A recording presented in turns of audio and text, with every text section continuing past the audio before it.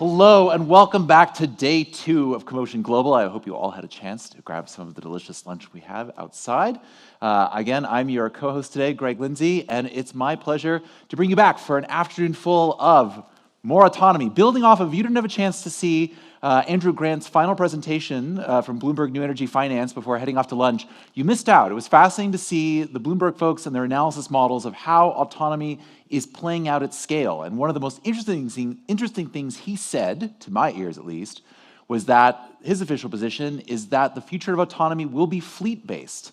That unlike Elon Musk and the projections here that we will all be effectively renting out our private vehicles into giant fleets of robo-taxis, there will probably still be large fleet operators, which I imagine will be music to the ears of our next panelist, which is focused on demand-responsive transit in the age of autonomy.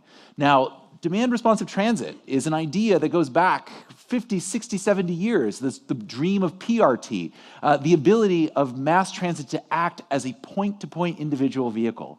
Bruno Latour, if you want a good book recommendation, the French sociologist, wrote a great essay, a great book called Aramis, or The Love of Technology, about failed efforts to build such systems in the 1960s and 70s. But today, are things different? We now have new technology at our fingertips, with enough data, with advanced route algorithms, and now with autonomy. Can we, in fact, make the economics work that will allow us to have transit systems that can, in fact, deliver the satisfaction of point-to-point or nearly point-to-point travel? To unpack this issue, I'm going to invite up Ben Hubbard, who is the executive director of Zag Daily, and when I'm not here at CoMotion, my nominal boss, when I co-host his podcast for Zag Talk. So Ben, come on up and bring your panelists.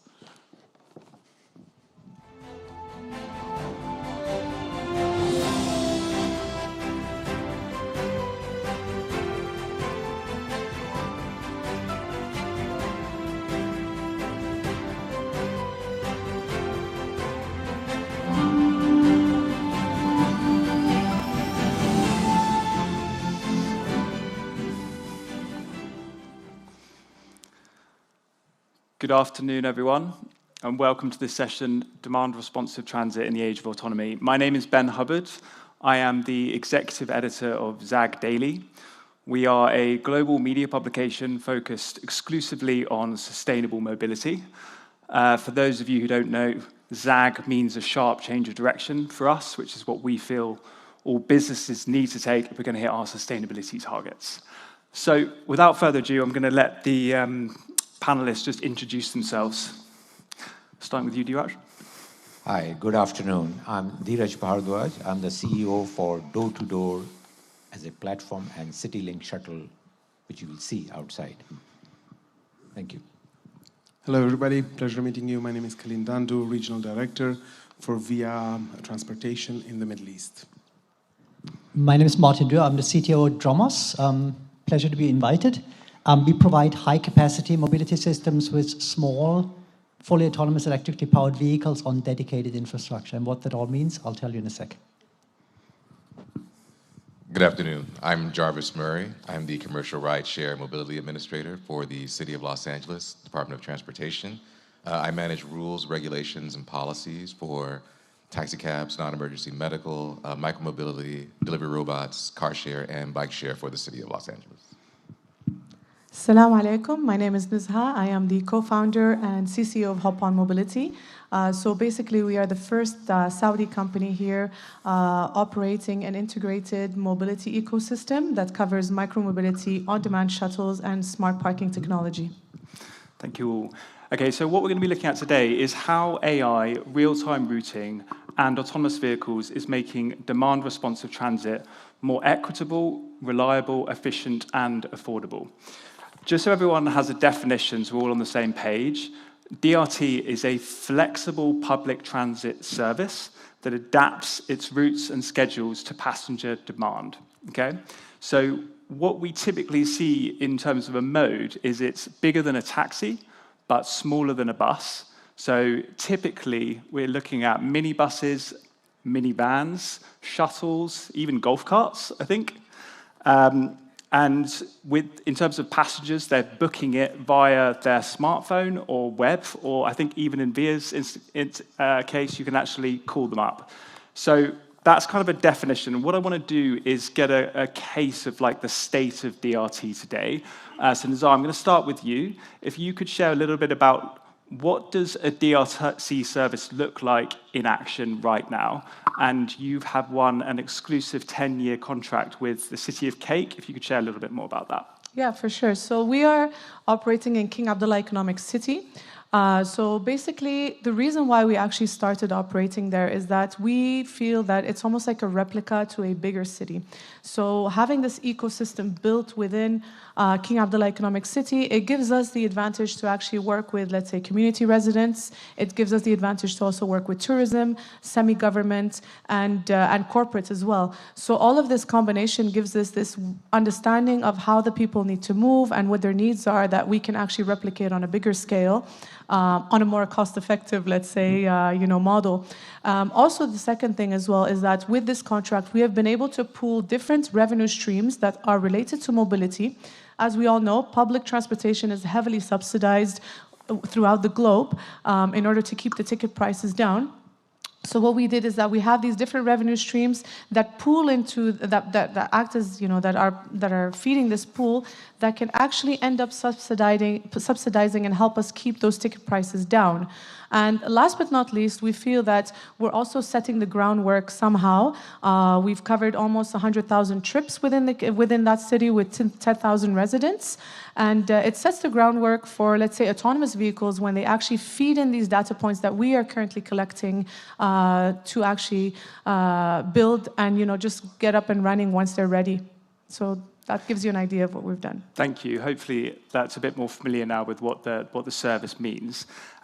Martin, I want to come to you first on the first kind of discussion topic, which is how autonomous vehicles is making DRT more affordable. Yeah, thank you very much. If you have been part of the discussions this morning, Mayors in Motion and everything else, everyone was talking about economics. Cities run into huge deficits and ever-increasing backlogs on infrastructure, renewals and maintenance and everything else. While most of the technology geeks, if I may say so, talk about technology like AI and autonomous driving and everything else, for us, actually, mobility needs a step change or a system change where just simply replacing the driver and letting everything else as is doesn't solve the problem. So if you take out the bus driver out of a bus, the bus still is heavily subsidized. So demand responsive transit or on-demand systems actually allow you to change a lot of things at the same time. Go to smaller vehicles, have higher asset utilization, and bring down cost to a level, in the Dromos case, for example, where you can actually operate a service at the cost of a bus ticket. Actually means that for once, public transport becomes a real business. And then getting back to the discussion on private-public partnership, you don't need to talk to private investors and convince them to get involved. They want to get involved because it's a business. And all the discussions with public-private partnership become a lot easier if you talk about new mobility systems like the ones that we're just contemplating. Thank you. In terms of DRT, we're seeing that it's making services a lot more reliable.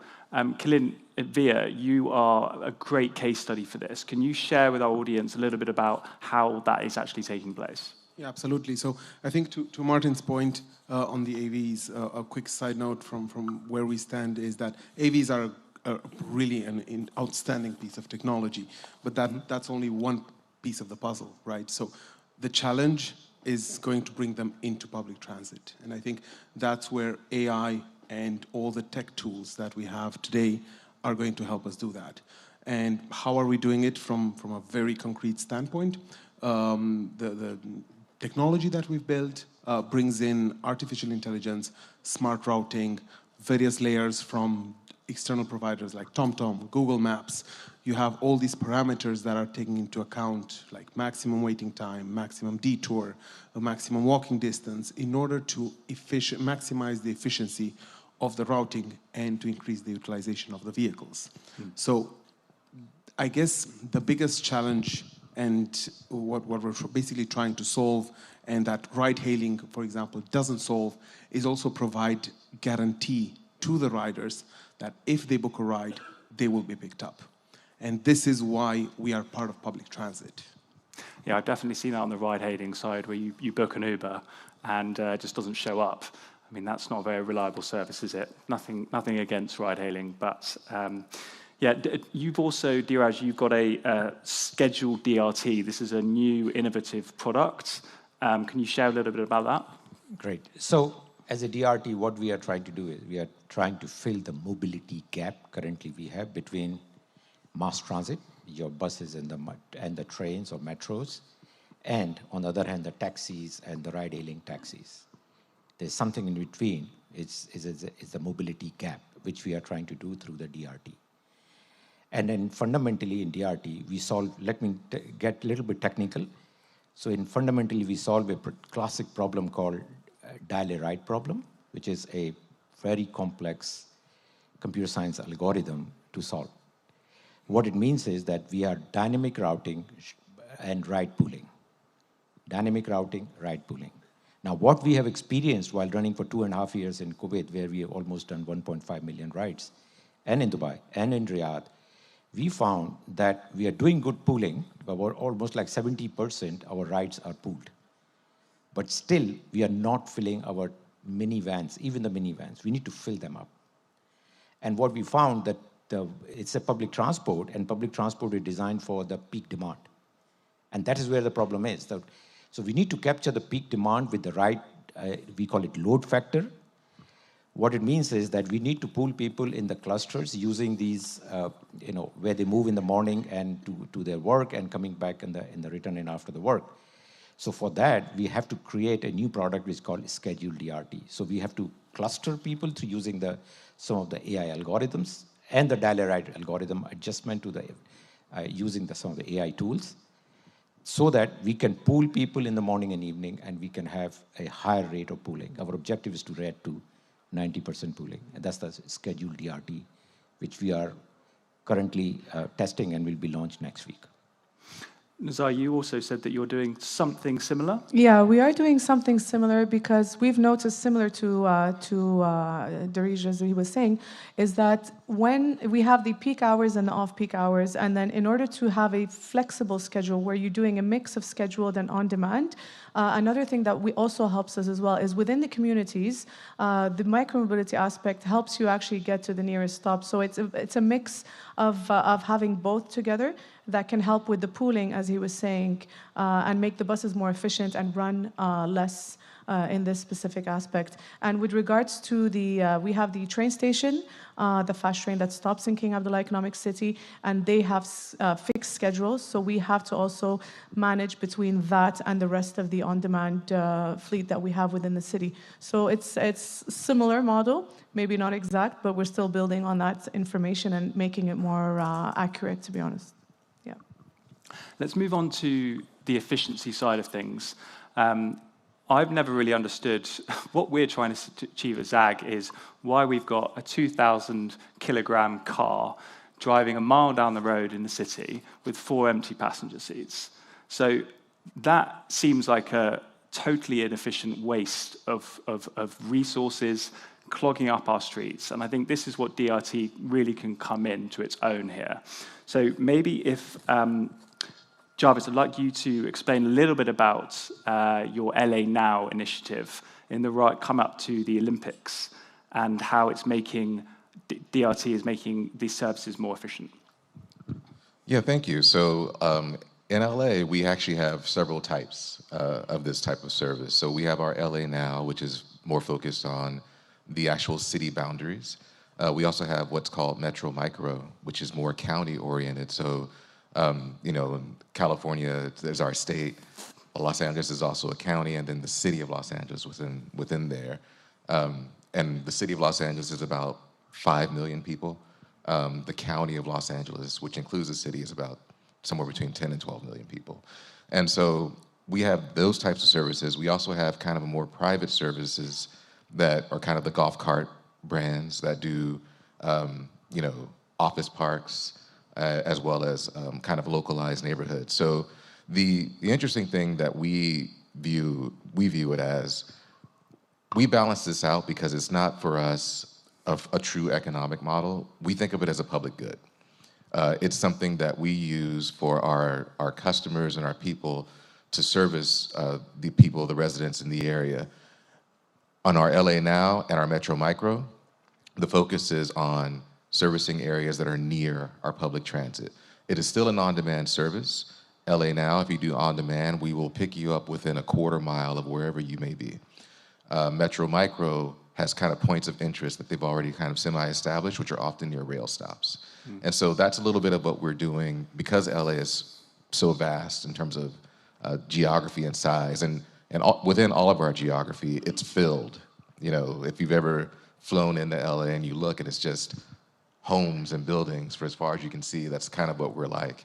And so for us, the efficiency is when our bus services end, we're able to use those for your picking up later on the Metro Micro in particular till 10 o'clock.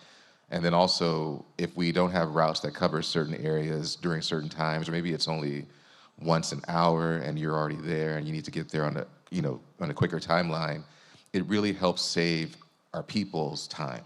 So something that might take you, if you're waiting for a bus, another hour, hour and a half, if you can do the on-demand service, it's more like 15, 20 minutes. And that's really a service, a benefit that we provide for you as someone who lives in Los Angeles.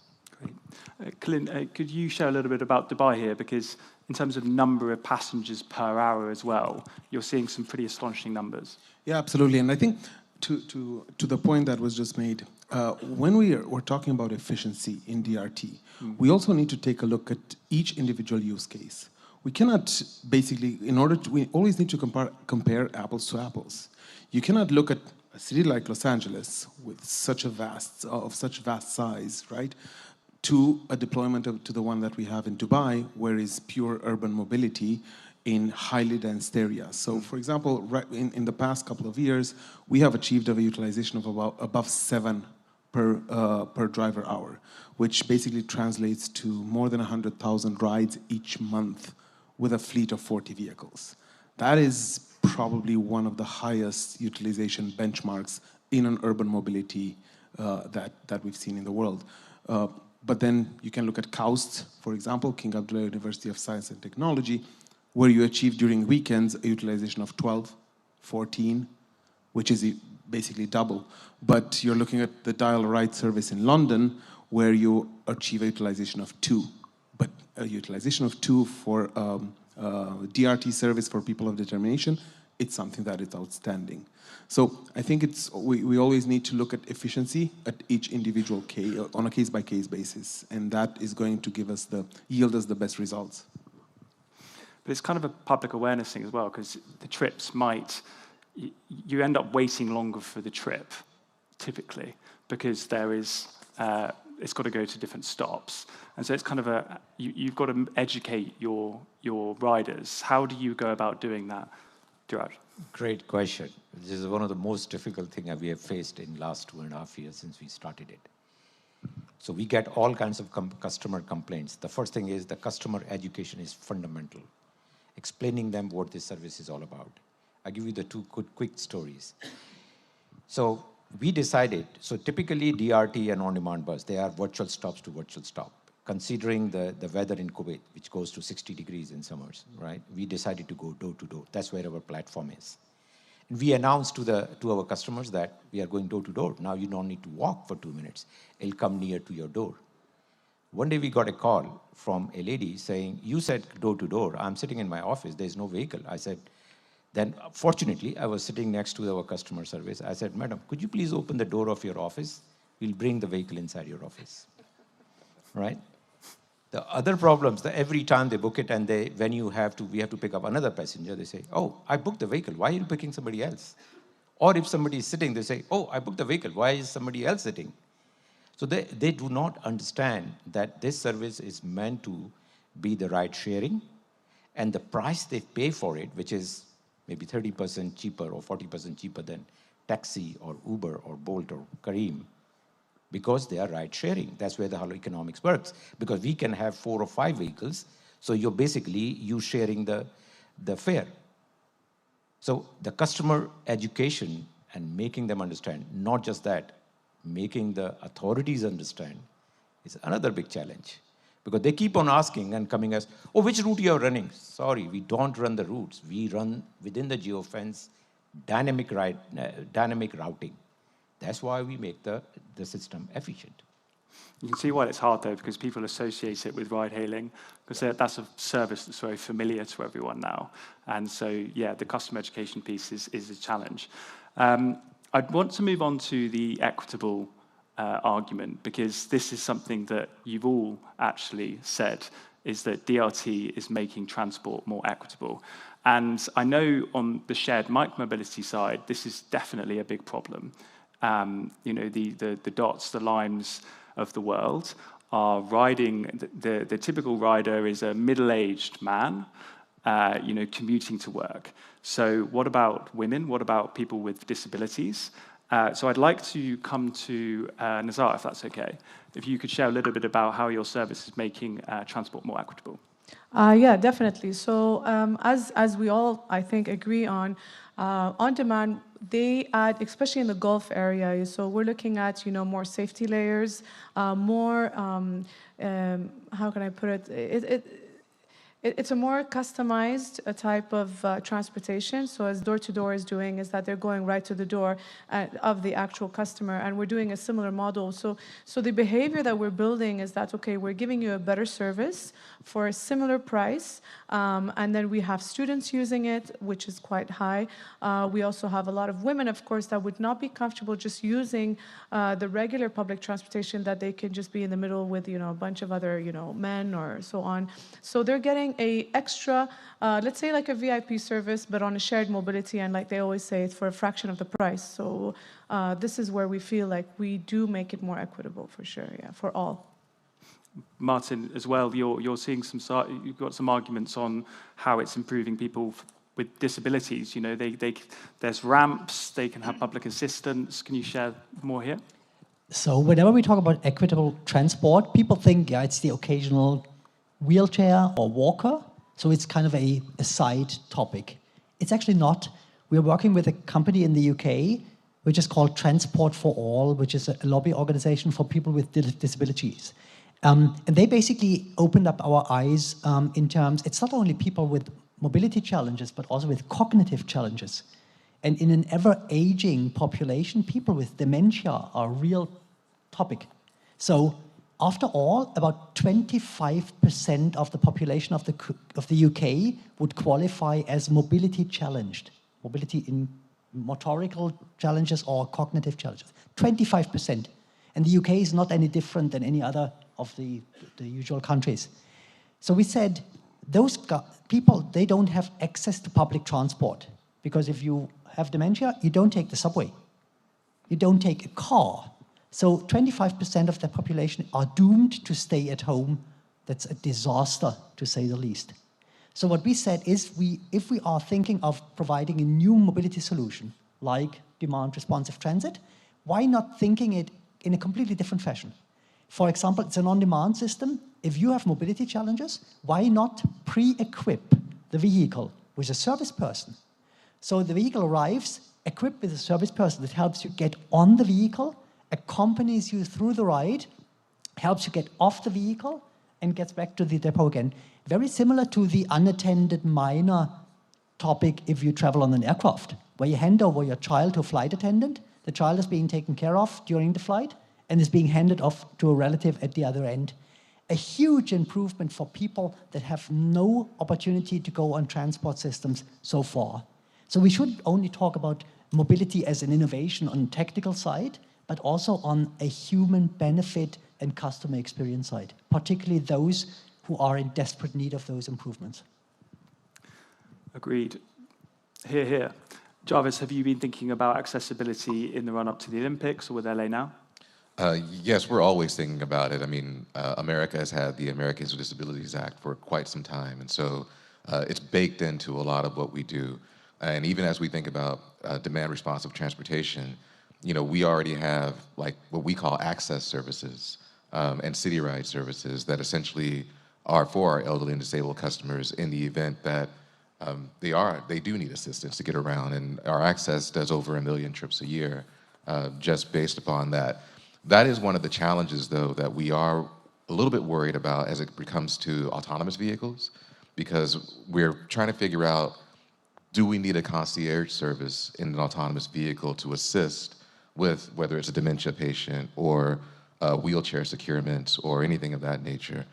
So those are things that we are wondering about. And then again, the other equity side of it is not just for us disability, but it's also actual access to the services. And the big thing for Los Angeles is really choice. As long as you have these choices, I'm agnostic about what choice or which option you choose, but I want to ensure that you have every possible way to get through and around our city as easily as possible. Yeah, this is a very important point, because the model what we are running, so if you think about it with a semi-autonomous manner, right?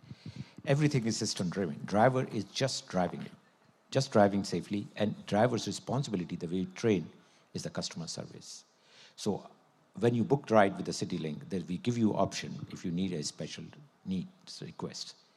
You can add your luggage. If you need some request, you can actually opt for it. Because the driver's responsibility is only to serve the customer nicely and drive safely once the passenger is in the vehicle. So that role is given to the drivers.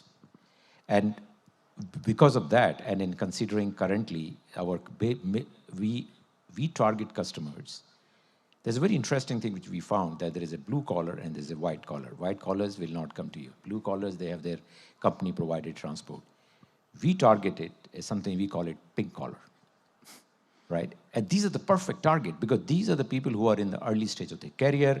These are the young people going to universities, going to work, and these are the ones we can providing this service. We'll make sure that they don't buy a car, which is the whole objective.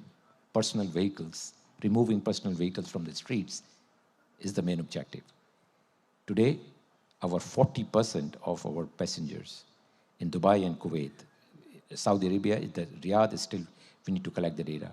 40% are the women, because they feel safe. They're being served on a personal basis by our drivers. So driver is doing a good job for customer experience and service. Calin? Yeah, I think everybody agrees that accessibility and equitability are essential, and everybody here on this panel is doing its own bit in order to achieve this. But for me, the question remains, who is responsible for driving this initiative forward, for driving and ensuring that actually accessibility and equitability for everybody, not only people of determination, not only females, not only students, is actually something that is being implemented and respected across all public transit modes. And the way I see it is that's where governments and public transit agencies come into place, because they are the ones who need to make sure that everybody has access to public transit. Okay, so question for you then. What is the single biggest misconception that we need to kill today when it comes to DRT? DRT is not public transit. For me, that is the biggest misconception that I've seen in the world. DRT, demand responsive transportation, micromobility, on-demand mobility, ride-sharing mobility, whatever you want to call it, it is public transportation. As Dheeraj said, it basically, you can use it to serve, to replace underperforming fixed route. As Martin said, you can use it for in desert transit or in very low density populations, but it still is part of public transit, and it should be treated accordingly. If you allow me to add one thing, I'm fully with you. It's a funny thing. Most people think of high-capacity transport as being a thing for subways and buses. And in low-density areas, times, or whatever, they implement a second, additional solution with demand-responsive transit. And they wonder why the costs don't get down, but go up if you kind of replicate a solution with a different solution for different times. It's kind of, people should think of it on a comprehensive basis. Think of it, what's the best solution for the system that you're having? Yeah, rather in this than particular area. in this particular area, yeah. But not only here, but everywhere. Yeah. Nezha, how do you feel about government support in this sense, public subsidies? Yeah, like I said, the way we worked around it is that we kind of pool different revenue streams to get to this public subsidy, but the image is always about on-demand DRT being a nice-to-have kind of solution, not a must. And especially here in the kingdom, and I would say in the Gulf region, with the way movement is, we really believe that on-demand is the solution and not big on, bus trips or, bus rides, the traditional route that we're used to. On-demand is the way to go forward. So we hope that they would see us as a need and not as a perk. Anything you want to add there, Dheeraj? Yeah, so I think as a private operator, a technology provider, we don't need government subsidy. We need support in the sense we don't need to pay the toll charges. We should not be paying for the parking. We should have some space available to park our vehicles, and some sort of respect. That's what I'm expecting from the authorities. But that's still subsidy. Not paying for road tolls, not paying for parking. It's still some sort of subsidy. Similar to us, exactly. What We are Nazha not was saying. given, we don't have a check that we pick up, but we've put it, So there are multiple ways of looking at it, but in the end of the day, you do require government support in order to run a successful DRT service. I totally Just agree. to add you, for one authority, we pay a revenue share. Which is, I think it's wrong. And it is a business decision, but that's a different discussion for another day. I think that brings us nicely to the conclusion of this panel. But yeah, thank you for listening. So yeah, I think we all agree that this is a public, flexible transport service and should be seen as such. So thank you all for joining us, and thank you to the audience. Thank you. Thank you.